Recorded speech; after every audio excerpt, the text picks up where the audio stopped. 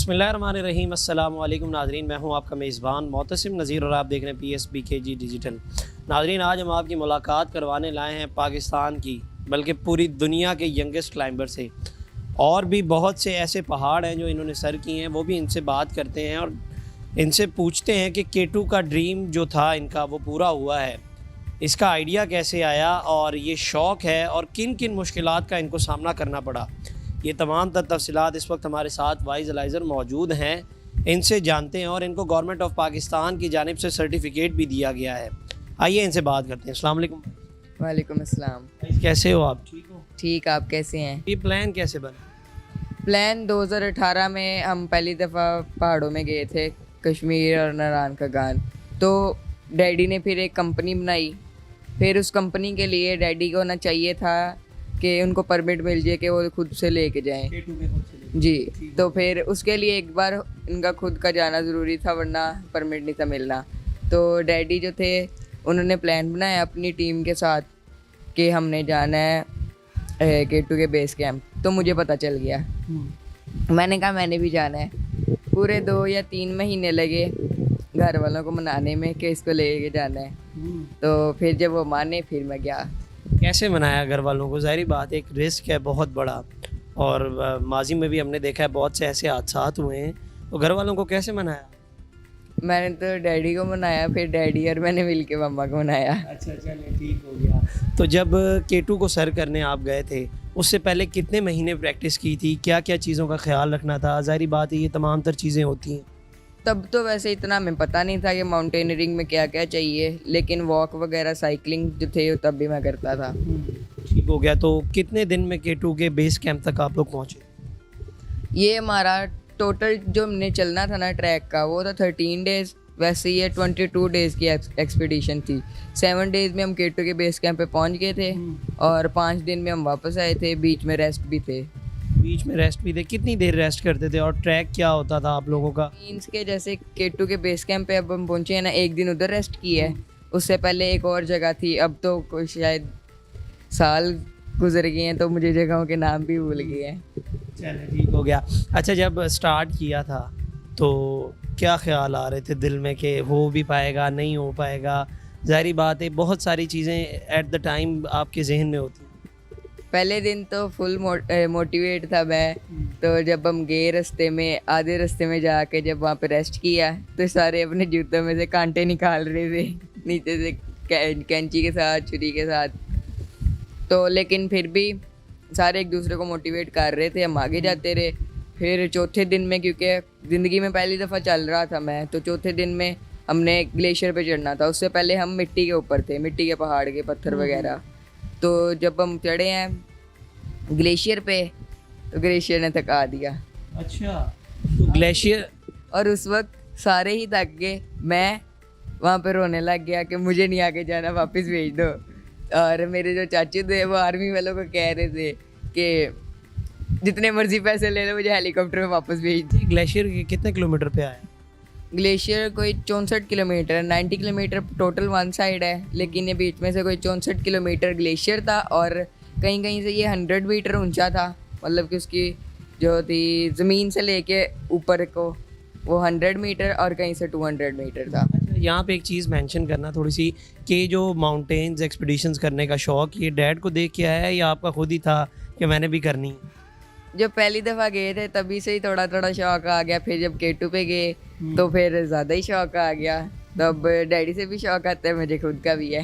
अच्छा, ठीक हो गया। रास्ते में एक ज़ाहिर बात है K2 की एक बहुत बड़ी आपने अचीवमेंट हासिल की है, तो रास्ते में किन किन मुश्किलात का सामना करना पड़ा या कोई ऐसा वाक़या हो जो आपको याद हो आज भी? जब पहली दफ़ा गए थे तब तो हमें शायद से ट्रैवलिंग का भी आया था मुश्किल, क्योंकि यहाँ से तब हमें इतना नहीं था पता। तो हम यहाँ से फैसल मूवर्स पे या ऐसी कोई उस पर गए थे पहले इस्लामाबाद से। फिर हमने जीप हायर की थी, उधर से हम गए थे स्कर्दू में जाके रेस्ट किए थे 2 या 3 दिन, क्योंकि हमें ट्रैवल करके तो वैसे ही बंदा एग्जॉस्ट हो जाता है। वही ना, तो क्योंकि हमें परमिशन नहीं थी मिल रही। आर्मी जो थी ना, कोविड का टाइम था तब, और भी कई ग्रुप आए, उनको परमिशन नहीं मिली। खुदा का शुक्र है हमें एक ही ग्रुप था साल का, हमें परमिशन मिली, हम करके हम वापस भी आ गए। अच्छा, ठीक हो गया। तो रास्ते में कोई ऐसी मुश्किल पेश आई हो आपको, या कोई ऐसा वाक़या हो जो आपके जहन में आज भी हो? वहाँ पे जब हम K2 के बेस कैंप पे पहुँचे, वहाँ के जो आर्मी के लोग थे वो मैं बोला क्या कह रहे थे, जो भी लोग आते हैं ना उनको महीने लग जाते हैं K2 को देखने में। K2 अपनी शक्ल नहीं दिखाता, बादल आए जाते हैं। और हम गए हैं 5 से 15 मिनट के अंदर अंदर सारा बादल ही वहाँ से सारे गायब। अच्छा। एक भी तरफ बादल नहीं था, है बस K2 के ऊपर, क्योंकि वो एंगल ऐसा है कि उधर हवा तेज चलती है ना तो वो बर्फ़ उड़ती है। वो बस एक छोटी सी जगह पे थोड़ी बर्फ़ थी उड़ रही है, उसकी वजह से बस। ठीक हो गया। तो ऑक्सीजन लेवल वगैरह और ये सब कुछ आपने, ऑक्सीजन कितनी मिकदार में आप लोगों के पास था और उसे किस तरह से मैनेज? ऑक्सीजन के लिए ना ये होती है 7,000 के बाद या फिर 6,500 के बाद, या फिर ज़्यादा सही क्लाइंबर होते हैं ना उनको तो फिर 8,000 पे इस्तेमाल करनी पड़ती बस। तो लेकिन उसके लिए होता है एक हमारा प्रोसेस, एक्लेमेटाइजेशन प्रोसेस, वो हमें करना होता है। उससे जो है ना हाइट नहीं लगती, उससे ऑक्सीजन लेवल मेंटेन रहता है। वो हम भला कैसे करते हैं, एक्लेमेटाइजेशन प्रोसेस जो होता है उसमें हम यहाँ से पहले जाते हैं बाबूसर टॉप, फिर उधर से जाते हैं देओसाई। उससे क्योंकि वो ऊंची जगह है तो हमारी जो ऑक्सीजन लेवल होता है वो उधर मेंटेन हो जाता है, तो फिर हमें जाके इतनी मुश्किल नहीं होती है। लेकिन जाके भी कई माउंटेन्स ऐसे होते हैं जो ज़्यादा बड़े होते हैं, तो वो हमें पहले एक्लेमेटाइजेशन प्रोसेस करना होता है, फिर हम चढ़ सकते हैं। अगर हम ऐसे नहीं चढ़ते तो 2 बीमारियाँ होती हैं, उससे फिर बंदा जो है ना उसको उठा के लाया जाता है वापस। अगर से तो उठा के भी नहीं लाया जा सकता नीचे तक। वही ना, ये बात भी आपने बता दी। इसके बाद 2-3 चीज़ें और बता दो कि जब आप लोग एक्सपीडिशन करने जा रहे थे कितनी देर रेस्ट करते थे, और जो पॉइंट बने होते थे कितनी देर सोते थे, और फूड के हवाले से अगर बात की जाए तो फूड की कंजप्शंस कौन सी चीज़ें होती थी, लिक्विड फॉर्म होती थी, क्या चीज़ें होती? पॉइंट्स आर्मी ने बनाए थे उधर, हर दिन का हमें एक से दूसरी जगह पहुंचना ज़रूरी था। उसमें कितना टाइम लगता था आप लोगों को एक पॉइंट से दूसरे पॉइंट तक जाने में? वो हम चाहे 2 घंटे में पहुंच जाएं, चाहे हम 15 घंटे में पहुंच जाएं, हमें उधर पहुंचना लाजमी था। नहीं तो फिर आर्मी जो है वो सर्च ऑपरेशन शुरू कर देती है, क्योंकि वो वायरलेस से एक से बताते हैं ना अगले वाले को कि ये यहाँ से इतने बंदे इस टाइम पे निकले हैं, तो ये पहुँचे हैं कि नहीं। अच्छा। तो अगर नहीं की कॉल आती है तो फिर सर्च ऑपरेशन शुरू हो जाता है। अच्छा, ठीक हो गया। मतलब उस पॉइंट तक आपने लाजमी पहुंचना है। और सोने का टाइम कुछ था रात को जितनी जल्दी पहुंच जाओगे जाके सो जाओ, सुबह उठ के फिर से जाना है। आपने 21 दिन किया है, तो उसमें कितनी देर सोए हैं आप?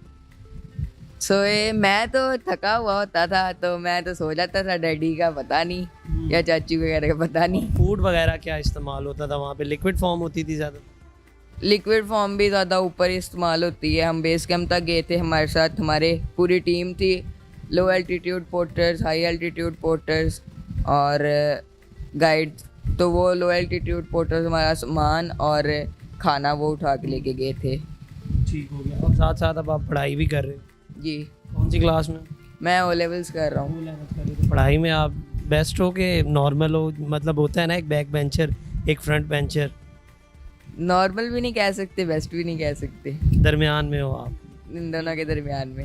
अच्छा वाइस, जब ऊपर ट्रैक पे जा रहे थे तो सारी बात है पहली बार ट्रैकिंग कर रहे थे और एक्सपीडिशन करनी थी, तो जो चीज़ें होती हैं इस्तेमाल में आती हैं जिससे ग्लेशियर को मतलब ग्रिप बनानी होती, तो इन चीज़ों का इस्तेमाल क्या शुरू में मुश्किल आई? बाद में ज़ाहिर बात है आप यूज़ टू हो गए होंगे।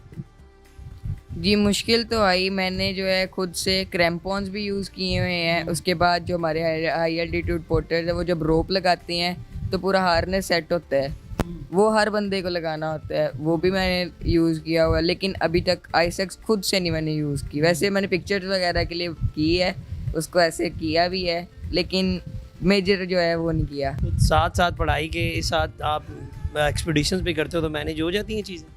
जी हो जाती हैं। एक्सपीडिशन कितने अरसे बात करते हो? मतलब कोई प्लान बन गया है या डैड के साथ ही जाना? हमारे साथ ये होता है कि हम जैसे एक पहाड़ करके आए हैं, जिसका आते ही जिसका प्लान बनता है वो प्लान में प्लान ही रह जाता है। जो इंस्टेंट प्लान बनता है हम उसको करके भी आ जाते हैं। अच्छा, जब K2 के बेस कैंप तक पहुंचे थे, वहाँ पे जाके क्या ख्याल आया था कि वो पाकिस्तान का नहीं बल्कि पूरी दुनिया के कम उम्र तरीन आप बच्चे हो जिसने वहाँ तक का सफ़र तय किया है और एक बहुत बड़ी अचीवमेंट थी, क्या ख्याल आया था उसके बाद यही ख्याल आया था, खुदा का बहुत बहुत शुक्र है हम यहाँ पे पहुँच गए हैं, बस सही सलामती से मुझे वापस घर पहुँच जाए। तो उसके बाद भी कहीं गए हैं? अब भी एक्सपीडिशंस करते हैं आप? हमारे साथ एक्सपीडिशन करते हैं। उसके बाद K2 के बाद अगर कोई बड़ी बात की जाए, बड़ी एक्सपीडिशंस कौन सी की है अब तक? बारीला, बाटीमाली, खुसरगंग पे हमने अटैम्प्ट की थी, पर जो है मौसम नहीं था उसका, तो हम वापस आ गए थे कैंप 2 से, शायद कैंप 1 से वापस आए थे जी। और गोंडोगोरो पीक समिट की थी, मैंने सुना आप हिमालय भी गए। वो नारायण का गान के अंदर है। ठीक हो गया। तो अगर बात की जाए इन सारी एक्सपीडिशंस की, तो इन सब में मुश्किल कौन सी थी? सारी मुश्किल होती हैं। नहीं, सबसे ज़्यादा मुश्किल कौन सी थी जहाँ पे आप कहें कि यार अब मेरी बस हो गई, अब मैंने आगे नहीं जाना? गोंडोगोरो पीक। क्यों, उसमें ऐसा क्या था? उसका जो है बेस कैंप ही इतना मुश्किल है। शुरू ही ग्लेशियर से होता है, सारा ग्लेशियर चढ़ के, उसका ग्लेशियर भी बहुत मुश्किल है, बार बार ऊपर नीचे, कभी राइट लेफ्ट। उसके बाद एक जगह ऐसी आती है, बिल्कुल ऐसे स्टीप पहाड़ है, उसके ऊपर ऐसे चढ़ना होता है, फिर आगे से फिर उतर जाना होता है। अच्छा, ये ट्रैकिंग वगैरह सारी थे तो इसका इस्तेमाल होता है, तो ये आप इस्तेमाल कर रहे थे, सही से हो रहा था या शुरू में मुश्किल पेश आई?